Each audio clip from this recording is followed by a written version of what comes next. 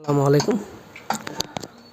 যদিও আমি মান্থলি চার্টে বিটকয়েনের নেক্সট টার্গেটটা আমি বলেছি, এখন 1 ঘন্টার চার্টে আপনারা দেখতে পাচ্ছেন মার্কেট বর্তমানে 1,03,000 আছে।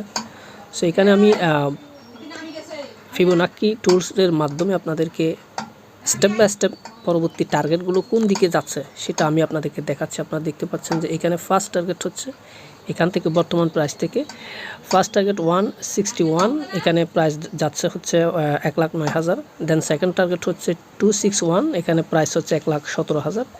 অ্যান্ড দেন 1 ঘন্টা চার্ট অনুসারে লাস্ট টার্গেট হচ্ছে 423, এখানে প্রাইস যাচ্ছে 1,31,000। এইখানে কিন্তু প্রাইসটা যাবে।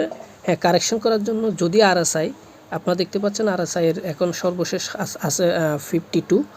এখান থেকে আরএসআই যদি আপনার এখানে এই শেষ পর্যন্ত 26-এ চলে আসে, সেক্ষেত্রে কি মার্কেট আপনার কি মনে হয় মার্কেট এখানে চলে আসবে 90-92,000-এ চলে আসবে? হ্যাঁ, কারেকশন করার জন্য যদি মার্কেট 90-92,000-এ চলে আসে, দেন এখান থেকে যে মুভটা করবে এই মুভটা বলা যায় বোম, মানে আরএসআই সামান্য উঠবে কিন্তু মার্কেট এত বেশি উঠবে।